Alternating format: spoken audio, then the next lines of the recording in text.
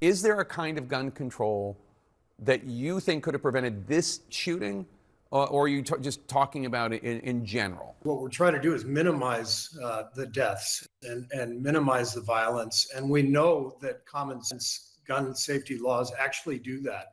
In fact, the states with the 5 strongest gun safety laws have a 75% reduction in gun death rates compared to the 5 with the weakest. This damn league.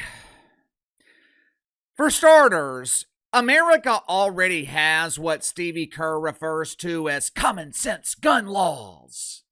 I know this might come as a surprise to Steve Kerr, but criminals do not abide by these common sense gun laws. That's what makes them criminals. It's similar to why people who come here illegally are referred to as illegal immigrants. Keyword, illegal. Another thing Stevie fails to understand, the Second Amendment, it was not designed to protect us from each other. That's simply an added benefit. The Second Amendment was designed to protect us from an overbearing government.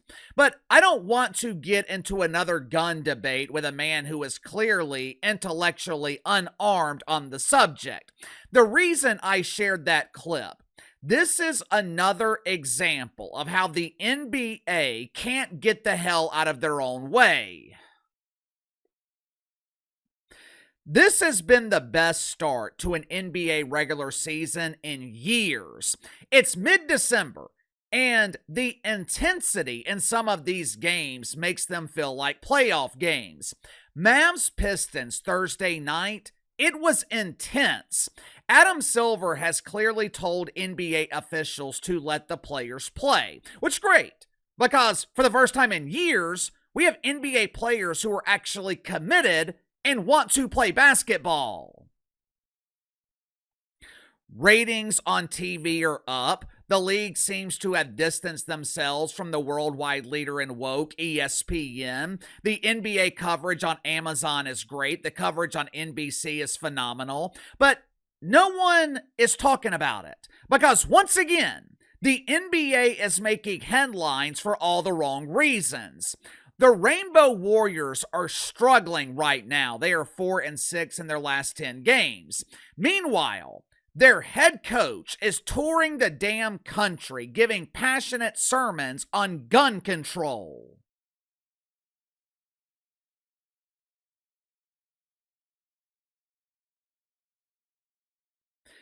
We've had a couple of instances this season where sensitive NBA players are kicking fans out of the arena. And now, the league has managed to find a way to highlight their abundant hypocrisy while declaring war on their fan base at the same time. Adam Silver, the man responsible for infecting the league with the disease of gambling, the man responsible for infecting the league with a disease that over half the players in the NBA believe is damaging their product. Adam Silver, who has fully embraced gambling harder than he embraced the woke wiener 5 years ago. That same Adam Silver, he is now removing gamblers from NBA arenas and potentially banning them. Make sure to like and subscribe. You can follow me on Twitter at KC_BTL84. So going to get to the sponsor for today's video, my good friends at Pet Club 24/7. If you have been following the channels for a while, then you know how important my girls are to me. And I'm not just talking about my wife and daughter. I'm also talking about Chewy and Oreo, my Yorkies. Unfortunately, Chew has gotten older, and like most dogs, she's dealing with various health-related issues, costing us thousands of dollars every year with frequent trips to the vet. She just hasn't been herself. Lately, we have started to see the old Chew resurface a bit because I've been giving her daily supplements from Pet Club 24/7. Pet Club 24/7 is revolutionizing the way pets and their parents are treated.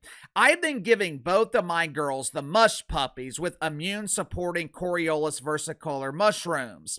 The immune system is the body's first line of defense to combat the smallest issues all the way to the most concerning. Pet Club 24/7's proprietary blend is backed by hundreds of studies, including studies from top veterinarian universities.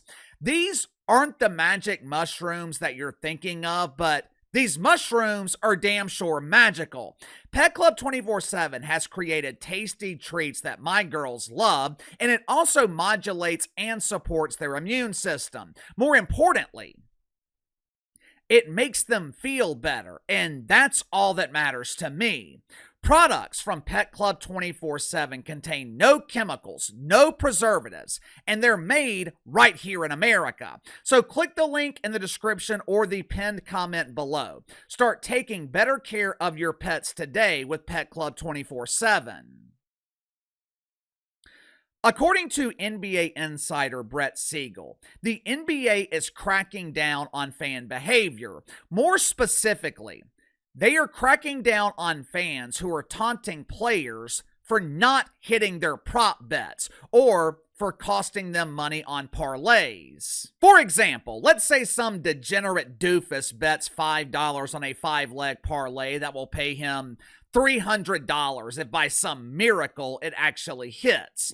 Miraculously, the first 4 legs of the parlay are all winners. The doofus only needs the final prop, which is Najee Marshall failing to eclipse 18.5 points, rebounds, and assists. With 20 seconds left to go in the fourth quarter, Najee has 8 points, 4 rebounds, 5 assists. Mavs are up 6. Game is essentially over. All they have to do is inbound the ball, run out the clock.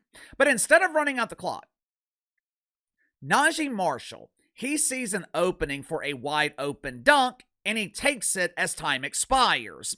He ends the game with 10 points, which pushes the prop bet over 18.5 PRA, which means the degenerate gambler lost $5. Now, obviously, the degenerate is outraged. That $5 loss, it means that he won't be able to purchase half of a Happy Meal at McDonald's on the way home. He starts berating Najee Marshall. "I hate you, asshole! That $5 was taken from my kid's college fund! You're gonna make me file bankruptcy! I'll be waiting for you outside of the locker room!" I know this example might sound extreme, but believe it or not, this actually happens. Fortunately for NBA players, they won't have to deal with this unnecessary abuse anymore, because going forward, if fans berate players for costing them money, they will be kicked out of the arena and potentially banned for life, which is great, right?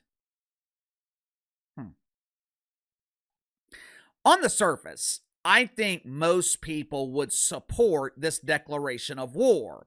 This not only benefits the players, it also benefits real NBA fans who paid good money to watch the actual game. When I'm at an NBA game, I don't want to hear some grown man bitching after the Mavs win because he lost 50 cents on some doofus parlay. Sportsbooks love parlays. Why? Because 99% of the time, parlays are a guaranteed loss for the gambler. That's why damn near every commercial that you see, the books are heavily promoting parlays. So on the surface, I understand the policy. The problem is, this highlights the unbelievable hypocrisy in the NBA.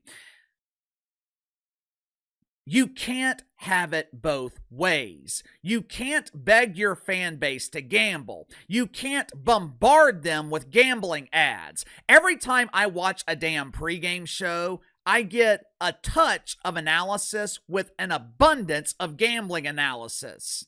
Hey fans, it's me, Kendrick P. Check out my guaranteed winner tonight. I'm betting that Steph Curry scores more than 28 points. Here in the gambling business, that's what we call value. Wowzer! This is a can't miss winner. Place your bets now at thanksforyourdonation.com.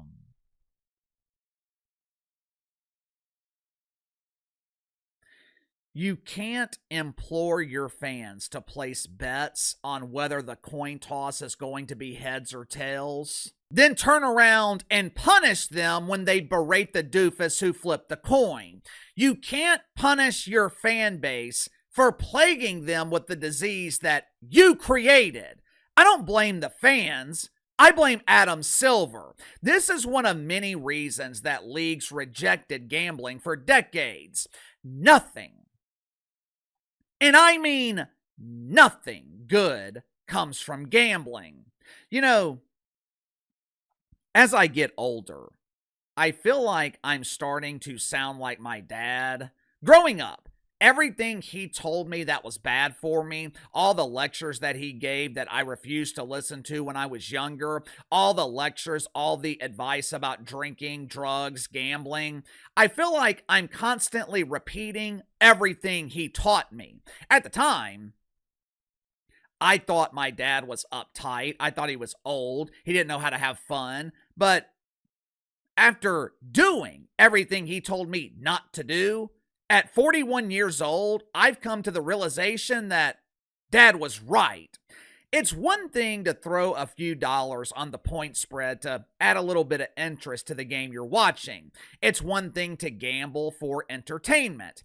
But a lot of these people berating players, a lot of these people getting emotional when they lose, to them, gambling's not a hobby. It's an obsession. It's an addiction. The system is set up against you. Why do you think sports books, why do you think casinos advertise their winners?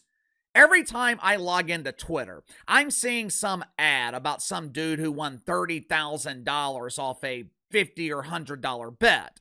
Why do you think they promote that? They're giving you the illusion that you actually have a chance to win, when the reality is you don't.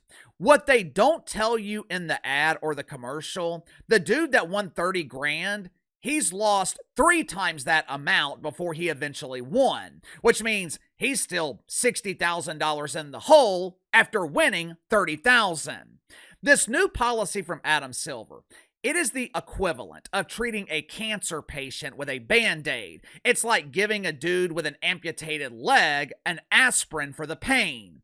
If the NBA was truly committed to treating the problem, there is a solution. It's not an easy solution because you need the help of the federal government. The only way to treat the disease of gambling, you have to ban it, which is never going to happen because there's too much money involved. Sound off in the comments below. I'll see you guys later.